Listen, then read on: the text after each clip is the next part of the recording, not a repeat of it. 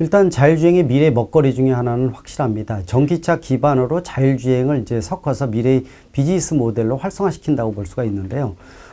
이 자율주행은 레벨 0부터 레벨 5까지 이 6단계가 있습니다. 근데 지금 현재 나오는 것은 레벨 2 정도라고 보시면 될 것 같아요. 국내에서 제니스 같은 데 적용하는 사선 이탈과 경보장치 또 앞뒤차의 간격 조정해주는 이런 것들 합쳐서 뭐 에이다스 시스템 이렇게 얘기를 하고 있는데 레벨 2라고 보면 될 것 같고요. 테슬라 같은 경우에도 레벨 2.5 정도로 보고 있습니다. 물론 이제 이 자기네 회사들은 레벨 3, 레벨 4 이런 얘기를 하고 있지만은 아직은 냉정하게 따지면 좀 어렵다 이렇게 좀 보고 있어서 아직까지는 그 정도의 간격이다 이렇게 보고 있어서 실질적으로 이 자율주행차 하게 되면 레벨 4가 돼야 됩니다. 레벨 4나 5가 진정한 자율주행차의 시작이다 이렇게 좀 보고 있습니다. 그래서 지금 현재 레벨 2, 레벨 2.5 정도다 보니까 전 세계적으로 미국을 중심으로 해서 자율주행 관련 사고도 늘어나고 있고 또 사망자도 많이 늘어나고 있어요. 벌써 지금 미국에서 한 8명 정도 지금 사망을 했고 수백 건 이상의 자율주행 관련 사고가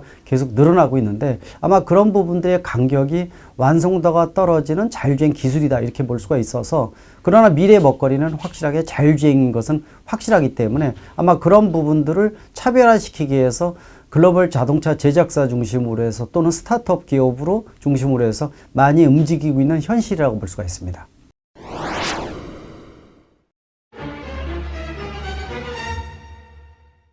지금 국내의 자율주행 관련 기술은 선진국 대비해서 약 4년 정도 뒤져 있다 이렇게 볼 수가 있습니다.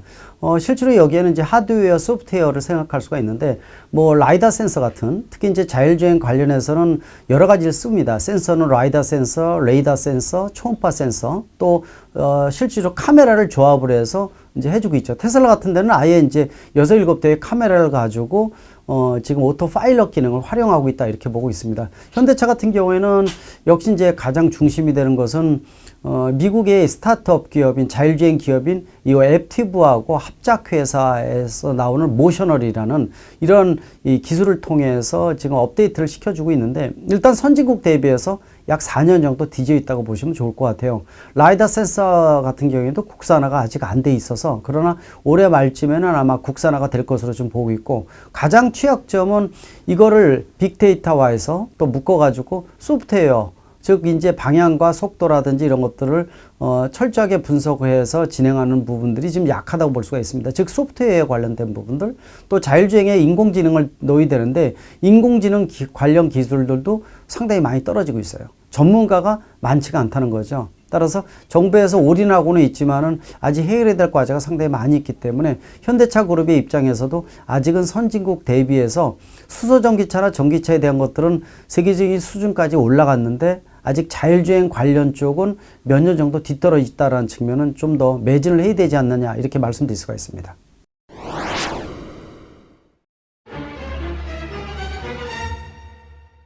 일단 모셔널을 하게 되면은 이 일반적으로 앱티브라는 회사를 통해서 합작으로 나오는 이런 이 현대차와 합작을 통해서 나오는 기업이다 이렇게 보시면 될 것 같아요.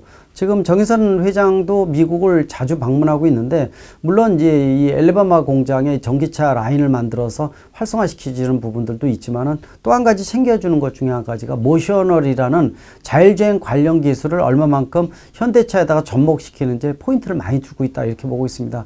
그 앱티브 자체가 자율주행 스타트업으로 시작이 됐지만은 손으로 꼽을 정도로 자율주행 관련 기술은 세계적인 수준이다 이렇게 보시면 될 것 같아요. 그래서 여기를 통해서 나온 모셔널에서 나오는 기대가 상당히 크다고 볼 수가 있어서 그만큼 앱티브에 대한 노하우를 상당히 많이 생각하고 있다는 거 그리고 손으로 꼽을 정도의 노하우, 자율주행 관련 기술과 시스템 알고리즘을 갖추고 있다는 거 이런 부분들은 현대차가 상당히 많이 기대하는 부분이다 이렇게 보고 있습니다. 물론 이 회사가 모든 걸 다 할 수는 없어요. 그래서 자율주행 관련 투자라든지 또 이런 부분들 좀 더 다양하게 포괄적으로 진행하는 부분들 왜냐하면 자율주행이라는 것 자체가 모든 과학기술의 총합이라고 보시면 될 것 같아요. 센서는 물론이고 또 5G나 빅데이터는 물론이고 또 이거를 분석해주는 소프트웨어 또 알고리즘에 대한 부분들 그래서 모든 과학기술의 총합이 바로 자율주행 쪽이기 때문에 아마 이런 부분들을 융합적으로 좀 더 이 레벨을 올리기 위해서 또 다른 경쟁사 대비 차별화시켜주기 위해서 노력하는 부분이 지금 시점이라고 볼 수가 있는데 앱티브가 자율주행 관련의 중심에 현대차가 가장 중요한 포인트를 잡고 있는 회사라는 거, 그건 분명한 사실이고 그만큼 자율주행 기술도 분명히 높다고 말씀드릴 수가 있습니다.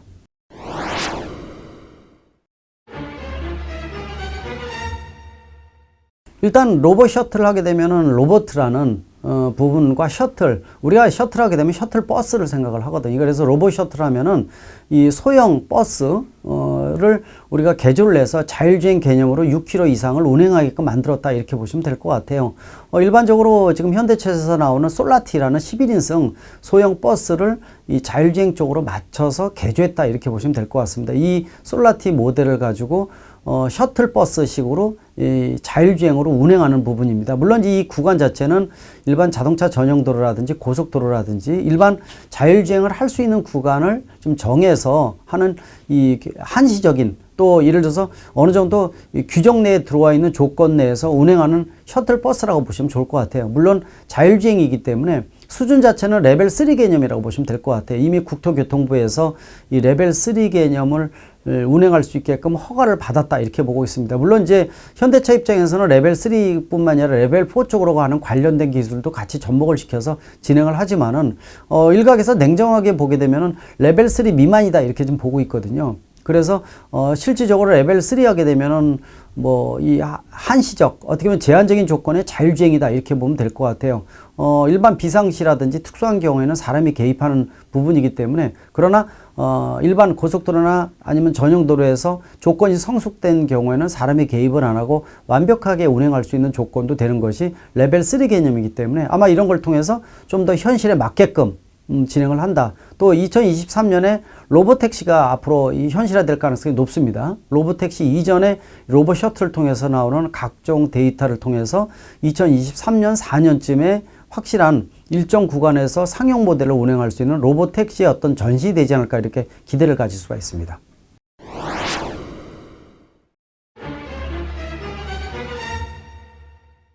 충분히 가능하다고 보고 있어요. 일단 정의선 회장이 뭐 수소전기차는 세계 최고 수준이고, 또 올해부터 전기차 전역 플랫폼을 통해서 아이오닉 5나 EV6 또 후반부에 제네시스 전기차까지 나오는데, 이런 올해부터 전기차 수준도 글로벌 수준으로 올라갔다고 보시면 될 것 같아요. 전기차 전용 플랫폼이 이 GMP 자체가 워낙 수준이 높습니다. 또 나오는 차의 완성도가 워낙 높아요. 문제는 이러한 전기차를 기반으로 자율주행을 넣어야 되는데 이 기술이 지금 떨어진다는 거죠. 그래서 아까 말씀드린 대로 수준 차이가 선진국 대비해서 3년 이상 차이가 있기 때문에 아마 이런 부분들을 간격을 좁히기 위해서 각종 저가이동침이나 합종 연행을 진행을 하고 있습니다. 이미 자율주행하게 되면은 세계적으로 앞서 있는 모델이 이제 GM 같은 경우에 크루즈라는 모델도 있고요. 또 그 밖에 여러 가지 진행하는 부분들도, 특히 구글 같은데 웨이모 같은 경우도 많이 알려져 있죠. 이거는 이미 4년 전에 이 아리조나 피닉스시에서 300대의 택시를 중심으로 해서 지금 운행하고 있는데 1000대가 지금 넘어가고 있거든요.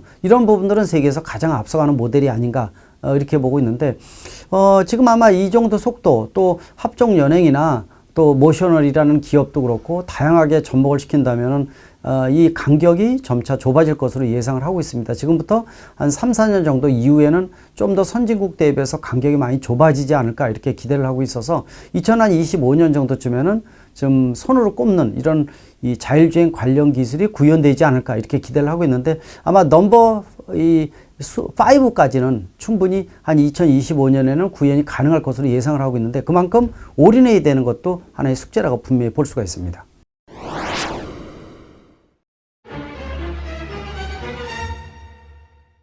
일단 뭐 굉장히 기대가 많이 된다고 볼 수가 있어요. 지금 현재 원래는 현대차 그룹의 향박이 세 가지 방향이 있었습니다. 제네시스 같은 프리미엄 브랜드, 또 아이오닉 같은 친환경 브랜드, 또 N 브랜드 같은 고성능 브랜드, 이 세 개를 교차시키면서 소비자의 만족도를 높이는 이런 브랜드 전략이 굉장히 중요한 부분이었는데, 아반떼 N이라는 것 자체는 일단 고성능 브랜드가 현대차는 없었습니다. 예를 들어서 뭐 벤츠의 AMG라든지 BMW M 시리즈라든지 이렇게 부가가치를 높여서 나만의 개성에 강한 튜닝 브랜드를 만들어주는 것도 굉장히 중요한 부분들인데, 이미 WRC 월드 랠리 챔피언십을 통해서 우승을 통해서 기술 확보가 됐습니다. 따라서 이 세계적인 튜닝 브랜드와 더불어서 N 브랜드가 상당히 많이 부각이 되고 있는데, 이번에 아반떼 N은 이러한 모든 기술이 융합돼서 녹아있는 첫 번째 모델이라고 보셔도 좋을 것 같아요. 그래서 아마 이 모델에 대한 기대감이 상당히 크다고 볼 수가 있는데 이걸 기반으로 해서 전기차로 바꾸는 것도 불가능은 하지는 않습니다.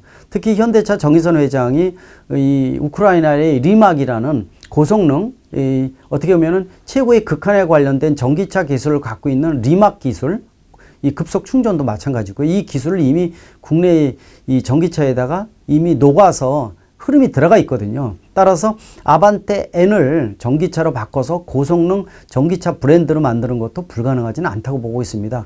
이미 스포츠카의 전기차 중에서 가장 샘플 모델이 포르쉐의 타이칸이거든요. 뒤에 2단 변속기를 끼고 또 800V도 급속 충전을 하면서 만족감이 굉장히 높은, 어떻게 보면은 이 기존의 고급 프리미엄 스포츠카가 내연기관차에서 전기차로 바꾸는 첫 번째 성공 모델이 타이칸이라고 보고 있는데 아마 리막 기술을 활용을 해서 고성능 전기 브랜드 N 브랜드화 하는 것도 불가능하지는 않다 이렇게 보고 있어서 머지않아서 아마 그런 브랜드까지 이 GMP라는 전기차 전용 플랫폼을 중심으로 해서 나오지 않을까 이렇게 보고 있는데 또 기회도 많다고 볼 수가 있습니다. 전통적으로 프리미엄 브랜드는 내연기관차를 중심으로 해서 만든 브랜드 이미지이기 때문에 전기차로 바뀌면서 이 프리미엄 이미지를 그대로 유지할 수 있을까라는 의구심이 많이 드러나고 있습니다. 그래서 벤츠나 BMW도 전기차가 과연 프리미엄 브랜드를 유지할 수 있을까라는 이 고민이 많아지고 있는 시점이라고 보고 있어요. 이 고민이 많아지고 있다는 얘기는 전기차를 통해서 프리미엄으로 도약할 수 있는, 개천에서 용날 수 있는 기회가 많아지고 있다는 하나의 기회도 될 수가 있습니다. 테슬라 같은 경우가 이미 명품 브랜드화 돼 있고요. 따라서 현대차 같은 데서는 제네시스 같은 프리미엄 브랜드를 론칭을 해서 이번에 유럽과 이 중국까지 본격적으로 진출을 하는데 아마 이 제네시스를 이 튜닝 브랜드인 N 브랜드와 전기차 이 브랜드까지 융합적으로 집어넣는다면 제네시스가 새로운 어떤 프리미엄 브랜드를 도약할 수 있는 기회가 된다는 측면에서 상당히 의미 있는 부분이고 충분히 가능하다고 판단되고 있습니다.